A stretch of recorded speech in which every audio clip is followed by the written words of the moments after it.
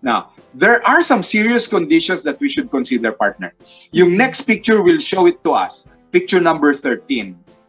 Minsan, nagsusugat na. Minsan, yung sugat lumalalim na. Para na siyang uka. This is called ulceration. Yung ulcer na ito, pwedeng mangyari sa stomach, pwedeng mangyari sa duodenum, at bukod sa asido, dahil nga nalilipasan ng gutom, palainom tayo ng cola drinks, matatapang na kape at alak, minsan may mga mikrobyo that we call the H. pylori. Anong gagawin nito? Sa picture number 14, makikita natin, bubutasin niya yung ating bituka. Pwede tayong dumumi ng kulay champurado.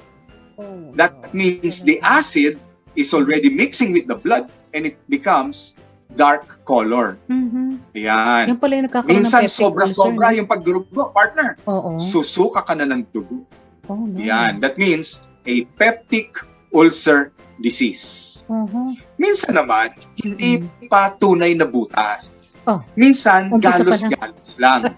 Umpisa pa lang. Oo. And that is what we call the gastritis.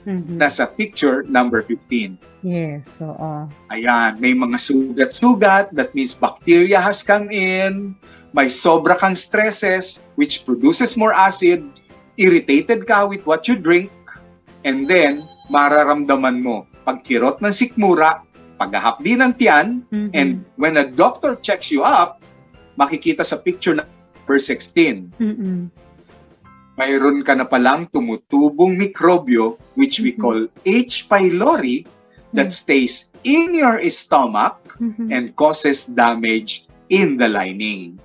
Nakikita namin yan sa breathalyzer. There are some ways to check the breath for H. pylori, but also by doing biopsy, makikita namin nagsis na ang damage to the lining and partner.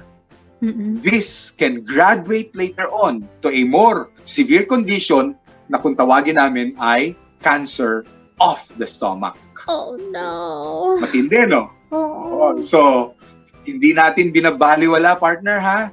Ang mga pagkirot ng tiyan, pangangasim ng tiyan, and we must take care of our body, lalo na ngayong palapit ang Kapaskuhan.